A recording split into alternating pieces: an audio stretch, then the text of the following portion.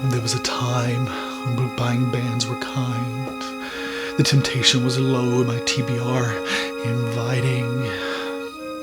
Then it all went wrong.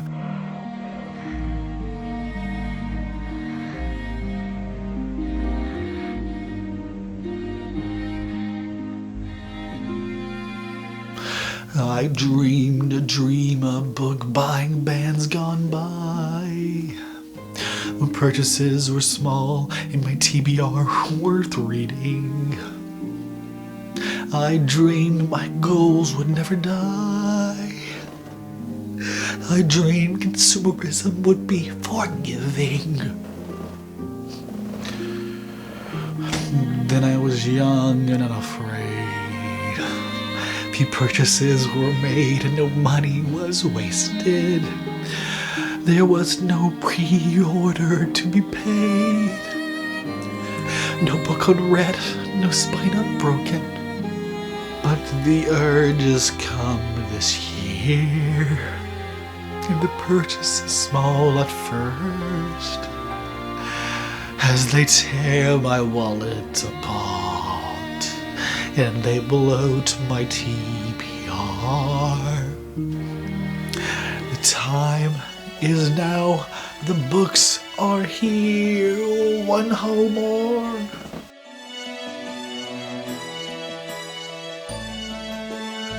Okay, that was a lot harder to make than I thought it would be. For the life of me, I could barely get through one little verse without fucking it up. I don't know how well I'm going to piece that together, but hopefully it's something. The idea was so much fun, but there's a very big difference between winging something and trying to piece together something that actually makes sense. So, as indicated in this introduction and in this title, my book buying ban is as good as dead. Perhaps that's for the best, we can talk about that later.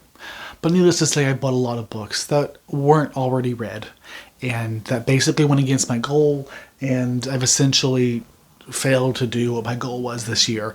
Granted, this started last year when I had over like 500 books on my TBR, and I've been doing a good job of reading those.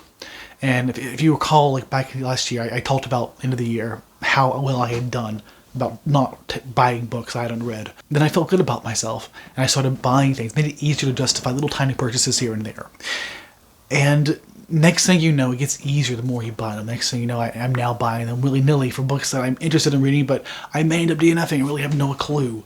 But that's the way it works, I guess. I still want to be a little bit frugal in my choices here, but I think it's impossible to say that this is actually a book buying ban. I'm not on a book buying ban anymore. It's not a book buying ban any longer. I'm not sure if it really ever was. If I'm buying books I've already read, does that count? I think so. Sorry, my voice is unclear. I've been having a sore throat for a while. Unsure if it's COVID. It's been persistent. It's been just the throat. And I can't get a PCR test in Canada because they fucking suck about it. But I have multiple over-the-counter tests that say I'm negative, so what else can you do? Let's get on with it. I'm going to start with books that I bought that I've actually already read. And then I'll start walking you through the slow progression to the demise of my book buying ban goal of the last couple of years. First up, Where the Drowned Girls Go. This was book 7 of the Wayward Children series. I absolutely adored it. I talk about it in January, I think it was, when I read it. Fantastic book. I think it returns to the series at the best, even after 5 and 6 were so-so, in my opinion. Next was a book that I've actually talked a lot about in the last few months, into last year at least, which was Somewhere in Time by Richard Matheson, a historical fiction book about a man who wishes himself back in time because he sees a woman in a painting that he falls in love with. It's very problematic. I talk about it extensively in a video. I talk about my favorite time travel books, again, on retrospect. Highly recommend watching that if you haven't yet, especially before you buy this. This book is almost iconic, I think, when it comes to time travel classics, but I think it has a lot of problems that are worth being aware of going into it. Up next, One Beat at a Time, a memoir by Beverly Little Thunder, told via voice to this author here. The audiobook is narrated not by Beverly Little Thunder, but this is her experience as a queer lesbian. I think maybe Two-Spirit. indigenous person. And I had a lot of thoughts about this.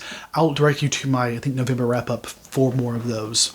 Up next, Cardiff by the Sea, a set of novellas by Joyce Carol Oates. This was a Ned arc that I got a while back, and I took too long to read it, but when I did read it, I was pleasantly surprised. I think it was a solid 4 stars, but I thought it really did a good job of conveying a consistent tone throughout the novellas and really convey the abilities of Joyce Carol Oates to write a really compelling story. Honestly, my voice wasn't this bad before. I think my attempt to sing may have actually thrown my voice. Well, that is what it is. Wings of Ebony, a book that I thought I owned. Fuck, I do. I went through there and I looked. I guess I wasn't looking at this angle. I do already own this. I bought it again. I guess I can give it away. Does anybody want this? Depending on how much the shipping is, I might could cover it. I might have to split it. I don't know. But let me know in the comments if you're interested in this book, because I don't need a second copy of it. I wasn't a big fan of it, honestly. I'm not going to continue the series, but it was fine. It was a fantasy young adult book with sort of a magical school system, with more conversations around race and discrimination in there. Up next was a favorite of last year, and honestly a surprise overall, which was When Things Get Dark by Ellen Datlow, edited by her. It's a series of short stories styled around Shirley Jackson. As a fan of Shirley Jackson, I loved it, talked about that when I read it, and I recommend it to any fans of Shirley Jackson. This was one of the more cohesive, may not be the right word, but that's the closest I can think about it right now, a cohesive works from Ellen Datlow. Like, I always like her work because she presents you with an array of different stories, and you're bound to find some that you like, but that also means there might be some that aren't your forte. And I think that's okay when it comes to horror short stories, because I want to be exposed to different types of horror, different types of authors, and this gives me that. And this was, I think, just an epitome of Ellen Datlow's skill in editing a collection with my love of the theme Shirley Jackson. Next was a book that I was slow to buy because it was expensive and I wasn't a big fan of it. Corey Datlow's Attack Surface, which was essentially a cyber near future dystopian novel basically about cybersecurity, and it was fine. I wasn't that compelled, honestly. It was some compelling ideas to be said, but a story I wasn't compelled. Now, on to books that I haven't read but are on my TBR, so I don't consider these breaking my book buying ban. For example, I bought Chinua Achebe's African Trilogy, and I read this first one, Things Fall Apart, in college. And honestly, I remember thinking about it because the book I've always hated the most in my life was The Heart of Darkness, which is, I want to reread it. But I remember reading this one, and it contrasted that Heart of Darkness so well, and I liked this so much more.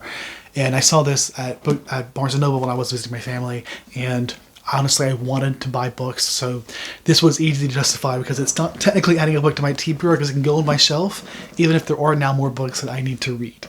It's kind of a cheat, but not really breaking the rules that I had for the now defunct book buying ban. Next up, I bought another copy of Frankenstein by Mary Shelley, which you'll see the part of the reason I did that was because I was buying a bunch of Oxford classic hardback series, and I liked what it looked like. In retrospect, though, I now realize I had a nice classic edition of this book, but I don't know, it might have different things in it. It definitely has two different versions of it. I think it has the original text and the modern Prometheus version, or the updated version or whatever, and I do kind of like the style. Next up were two books I already owned, or at least owned some variant of. First up is Du Bois' Black Reconstruction. I own this, but I haven't read it, but I figure it doesn't count as adding to my TBR. Plus, I also give a special exception to Library of America. I'm more inclined to buy a book even if I haven't read it, because there's something about that collection where I'm okay if I haven't read all of it. Like, I like the idea of having books that I'm interested in reading at some point in my life.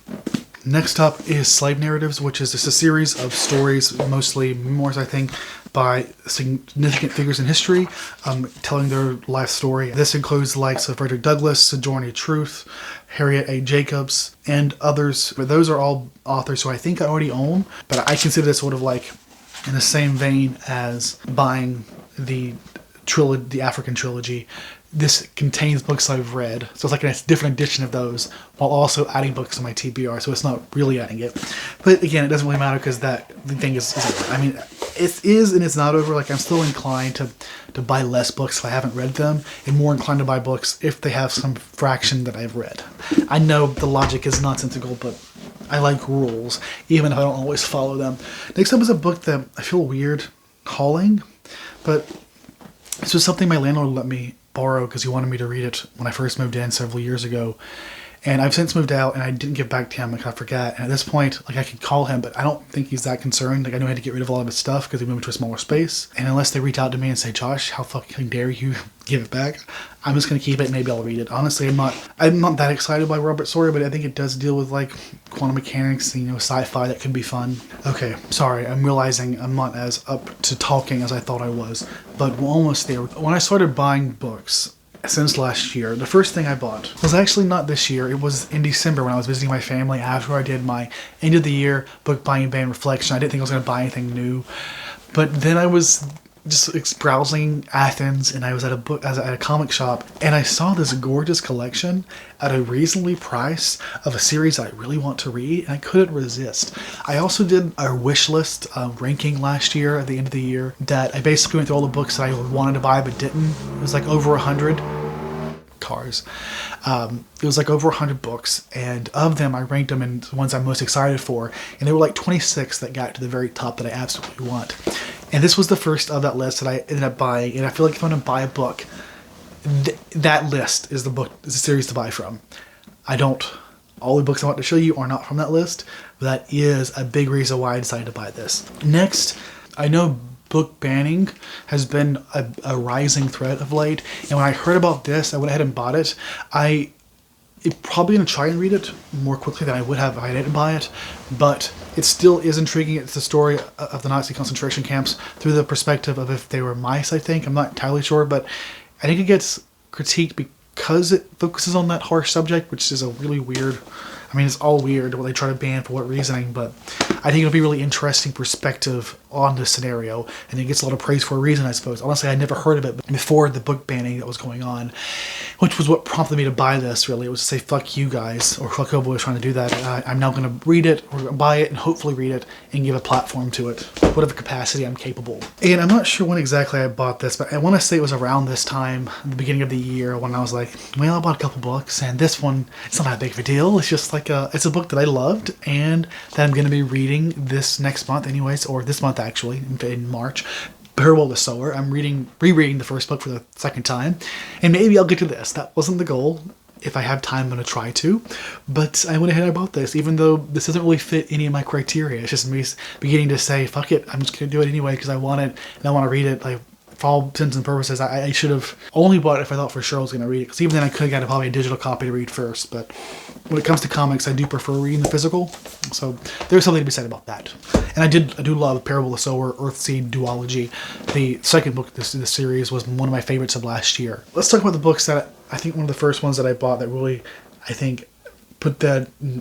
What's the word? The nail in the coffin? Is that the word? The phrasing of it? Well, I mentioned in my TBR this month that I have a themed video I'm trying to do, and that is I want to read The Collectible Horrors by Mira Grant. That is her collectible horror books from Subterranean Press, which all sell with a limited amount with her signature in the front, right? And after they sell out, they tend to accrue some financial worth. I think the one most significantly known is going to be Rolling in the Deep, the mermaid one, which at this point, I think it's either $100, maybe even $300 or $400 that I usually call that cost. Needless to say, I didn't buy that. I've also already read it, but I wanted to push through and read these. And I also but the reason I chose to buy them was different. I felt like because they were collectibles, because as collectibles the price could so easily change in the future, it made sense to invest in them while they are affordable to me in this moment. I spent at most $50 per book. They are retail at $40 USD, and all of these I managed to get used for $50 or less. The one that was really the hardest was Kingdom of Needle and Bone, which was, I think, $100 in the States, the only one I could find. But then I found one in Canada, which was a library edition that I'd now taken all the stuff off, and it's essentially perfect. And it was $50, and I was like, perfect, hell yes. Like, I did not expect to be able to get that. But I did. So I have like all of these except for the really expensive one. Oh, and I didn't show you this one because I'm actually currently reading this one. I've just really been really busy, so I haven't made a lot of progress, but I am really liking it. And that is Square Cubed, her newest horror. And it's not on audio, at least not as of yet. But this is a story of, I guess it's a story about like a rift in space-time opening and monsters coming through and physics getting fucked up, and I love it. It's horror, sci-fi, all meshed together, and oh my god, it's really good. I'm loving it so much. I also love this cover. But needless to say, like, this was what I think made it easier to start buying books. Like I bought these, and I was like, they're not on my TBR. They're for an idea that I have, and it's okay because they're collectibles. That I think is a valid excuse. The problem is it gets easier and easier to make excuses moving forward. But I bought those 4. And then after that, I was like, okay, I want to participate in the War and Peace read along what's going on. So let me find a copy of it. And then I did, and I decided I want to get the Oxford edition. And so I bought it. I bought the Frankenstein one. And then I also went ahead and bought the other ones that I could find, any other good books that I'm interested in reading. That is the Odyssey. I had the Iliad on my TBR already, but the Odyssey is not. So technically this is adding to my TBR again. Why? Just because it was just something about it that made it easier. Now it's like, oh, I want this edition. There's something special with this edition. Honestly, in retrospect, after I bought it too, like, they don't look that great. We're not gonna lie. They'll look fine on my shelf, I guess, look consistent, but oh well. And the thing is that have no idea how I'm gonna feel about War and Peace. I really hope I like it. But it's so long, but it's one of those books that if I don't like it, there's a really good chance I'll have to DNF it, just because at some point I'll just completely disconnect. And it's like, it's just not worth my time. And then finally, I mentioned buying the African trilogy at Barnes & Noble. I wasn't going to buy any books, but then I was there, so why the fuck was I there? And then I did. I found that, I was like, oh, let me buy that. But then I found these two books, both of which were in the top 26 books that I wanted to buy for my wish list of last year. The Yellow Wife and Long Division. Damn it, this is so confusing. It's on the same cover, the front and back. Long Division by Kais Lehman. And this is historical fiction, which I hear is very dark, very story relating to a woman who is, I believe, enslaved in antebellum South. And I've just heard so much praise about this, I really want to read it. And then this one is time travel, and I've actually heard many people talk about it before when I've read about it, and when I know about the author, I just really wanted to give it a try. And so when I found them for buy one, get one half off, it didn't make it necessarily a good deal in my eyes, but if I were to buy them as cheap as I could buy them online, it ended up making a price about what I would expect for a paperback, like $15 to $13. And so that was why this is the most recent ones I bought. Like the ones like, okay, I'm officially doing it. I'm just buying books as I want to. So can you really call it a ban? No. But at least when it comes to these books, like I'm making choices that I put a lot of thought into that list of ranking all the books that I want. And these were definitely books that were the highest priority of all of last year. These others, like the the Odyssey, honestly, even Moss, like those are all books that I didn't really need. Like I could have read Moss before I bought it, but I didn't. But I also know I probably wasn't going to read it anytime soon, if ever, if I didn't buy it. So that was part of the thought process there. But even then, like, so that's it. Like I've slowly worked myself out of this book buying man, but the way in which I approach the books that I buy aren't going to change. Like I'm still going to tend to try and read them before I buy them. That's still true. If I see a collectible, maybe I'll buy it. If it's like a special edition or something, I might buy it. If I feel sure that I'm actually going to read something like with War and Peace, I might buy it. But there's still a risk there. I might end up unhauling it. There are books on my shelf out there that I need to get rid of because I bought them before I read them, and I just not going to read them. And that's the other thing, is like I feel the urge to read something if I bought it already. Not just because of the fact that I did, because it's like I would love to see something that's on my shelf. Like it's an accomplishment. It's like reading Tell of Genji. And I know that seems very superficial. It's not that like I need your approval. It's my own personal approval. Like the fact that this wasn't easy. I didn't love it at all times, but I get through this significant piece of literature that reflects on a certain time of history, a certain culture. And while I may not have gotten as much out of it as I would have loved, it's still a unique experience that I'm glad I managed to get through. And it feels like a personal accomplishment that I am proud of. And that's part of what it comes to things like even these, or things that there's something about it that I value on a personal level, and that's all there is to it. And buying the books, if I'm being honest, they are a way of pushing myself to encourage myself to read something more, if that makes sense. It's easier to DNF a book I haven't bought yet. That's the short truth of it. Well, I've slowly lost my voice in the course of this entire video, but it was worth it. I hope you enjoyed my opening. I love Les Mis, and I love making up songs to fit it. Usually, it's more off the cuff than what I did. I tried to actually plan out ahead, and I realized planning is a lot harder when you're aware of the many flaws in what you're doing. Takeaway here, I broke my band. Do I feel bad? I don't feel bad. Should I feel bad? I don't think I should.